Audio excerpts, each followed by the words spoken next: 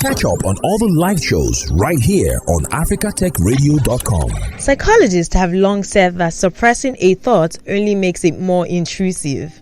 By the same logic, suppressing fears or anxiety is commonly assumed to negatively impact one's mental health. And it's on this note that I welcome you to Cruise Control on Africa Tech Radio.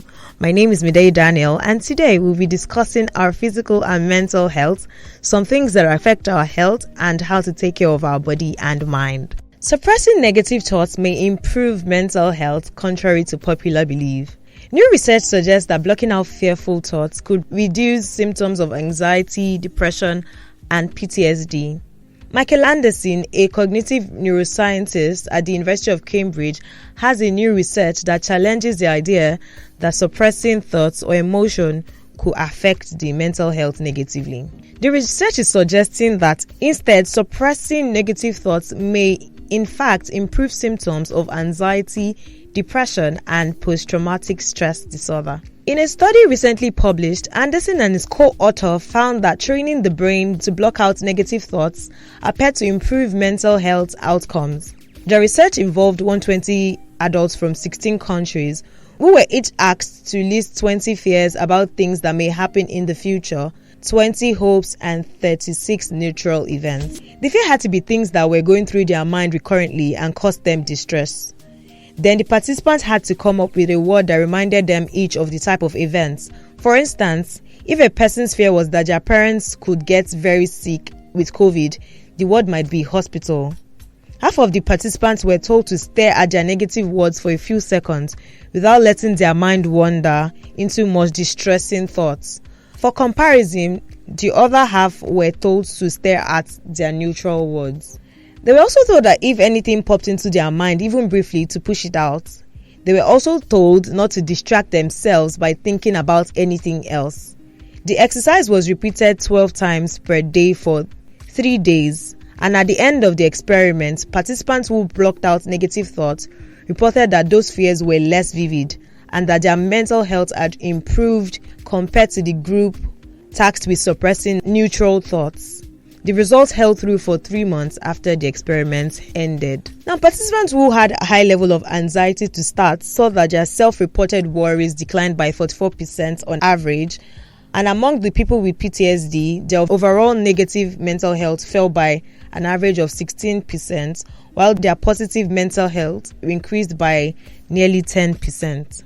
The people with the highest rates of anxiety and highest PTSD were the ones that benefited the most, and there were no instances of increases in negative symptoms as the result of this intervention were the same after a while. 3 months after the experiment was over, around 80% of participants said that they had continued to use the thought suppression techniques they learned in the studies to control their fears. And Anderson also said that researchers looked into evidences that people's fears were bouncing back or becoming more intense, and they could not find any sign of that. He thinks that training the mind or the brain to block out negative thoughts may be an important tool for treating anxiety, depression, and PTSD, both in therapy offices and at home.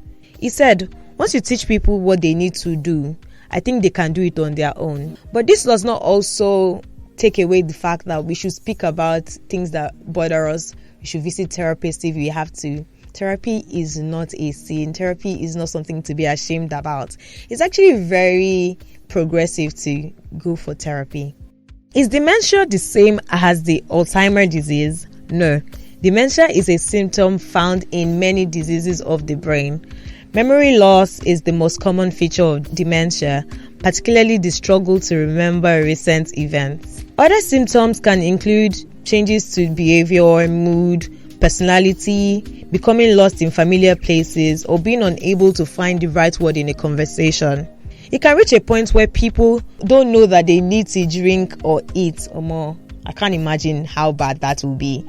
So Alzheimer disease is by far the most common of the diseases that cause dementia. This means that dementia can be a symptom of Alzheimer disease. The first signs of Alzheimer disease tends to be lapse in memory. This includes forgetting recent conversation, losing things, forgetting names, or asking the same questions over and over.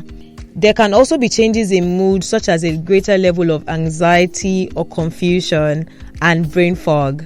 Brain fog does not have a medical definition, but is often used by people to describe a fuzzy head, poor concentration, or struggling to think clearly or quickly. Alzheimer is a disease of old age mostly, but about 1 in 6 people over the age of 80 may develop it. Early onset Alzheimer is relatively rare. Still, 5% of all Alzheimer cases are in people under the age of 65. A much smaller number of people are affected in their 30s and 40s, usually because of a faulty gene passed down the generation. So it means that it can be a generational disease. The only known risk for getting Alzheimer at a young age is if close relatives also had early onset of the disease and there is no known way of preventing it. The early onset form of the disease follows the same course it does in older age. It affects memory, thinking skills, and behavior. Research estimates that 1 in 3 cases could be prevented by lifestyle changes, including stopping smoking, seeking early treatment for depression, being physically active, avoiding becoming socially isolated. Though I'm an introvert, we don't want none of that. So have a more active lifestyle, avoiding high blood pressure, not becoming obese, not developing type 2 diabetes. Now, it's not completely clear why doing these things can help protect the brain, but it helps to have a healthier lifestyle. Some drugs have been manufactured to treat the disease. However, the benefits of these drugs do not appear to be huge, as they do not stop or reverse the disease, but they do show that it is possible to slow down the effects. These drugs have not yet made the leap from scientific studies to routine hospital use, so they are really still in research mode and research cases. Morning exercises may be better for weight loss. Studies have shown that people who got in their exercises between 7 a.m. and 9 a.m. had lower BMIs than those who opted to exercise later in the day. According to research recently published, it has been found that early morning exercise activity between 7 a.m. and 9 a.m. could help with weight loss. It is suggested from this study that if we choose to exercise early in the morning before we eat, we can potentially lose more weight compared to those that exercise at other times of the day. A survey was carried out on the exercise, eating, and lifestyle habits of more than 5,200 adults who were at least 20 years old, and the people in the studies wore accelerometers to capture their activity levels. The data showed that people who did moderate to vigorous exercise in the morning had lower body mass indexes than people who exercised at midday or in the evening. On average, people who performed moderate to vigorous exercises in the morning were more often than not a decade older than those who exercised later in the day. And although some young adults were morning exercisers, the older age might explain the findings. The observed benefits may not be due to activity patterns, and it may be due to their age and different responses to exercise. It was cautioned that only a clinical trial could determine if morning exercise is best, but there were several reasons in favor of exercising in the mornings. People are encouraged to get their exercise done early because it is easy to procrastinate and decide not to exercise for the day if you get busy later. But if exercise is the first thing a person does in the morning, they may be more likely to do it every day.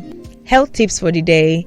You don't have to do too much. It can be simple aerobics, jogging, skipping, cycling, or something as big as becoming part of a gym. Just make sure to free your mind, have a healthy diet, an active lifestyle, and a better life. Don't forget to always visit a hospital when you feel sick or unhealthy. Health is wealth. Also, do not forget to join the conversation on all our social media platforms: YouTube, LinkedIn, TikTok, Facebook, Instagram, and X. And keep listening to Africa Tech Radio. My name is Mide Daniel, and I'll catch you later. Thanks for listening, and don't forget to catch up on all the live shows right here on africatechradio.com.